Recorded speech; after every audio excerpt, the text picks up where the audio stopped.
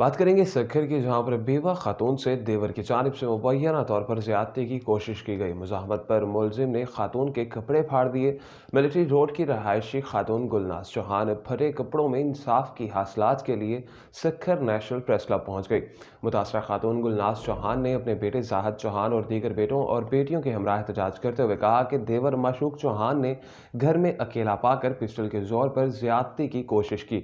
मुजाहमत पर मुझे तशद्दुद का निशाना बनाकर मेरे कपड़े फाड़ दिए। मेरी चीखों पुकार पर बेटा आया तो मुलजिम ने बेटे मसद अली को भी जख्मी कर दिया, जो कि अस्पताल में जेर इलाज है। गुलनाज बीबी का कहना था कि मुलजिम अपनी बहू सनम को भी ज्यादती का निशाना बनाने की कोशिश कर चुका है, जबकि मेरे मरहूम शोहर की दूसरी बीवी बादशाह खातून को ज्यादती का निशाना बना चुका है। मेरे शोहर ने 4 साल कबल मेरी सौतन और मुलजिम को एक साथ देखा और हार्ट अटैक हुआ, जिसके पास वो इंतकाल कर गया, लेकिन अभी तक वहशी मुलजिम अपनी हरकतों से बाज नहीं आ रहा। जालिम मुलजिम मेरी शोहर की मलकियत पर भी कब्जा करके बैठा है। उन्होंने आईजी सिंध, डीआईजी सखर और एसएसपी सखर और दीगर अहकाम से मुतालबा किया है कि वहशी मुलजिम के खिलाफ मुकदमा दर्ज करके सख्त कार्रवाई की जाए।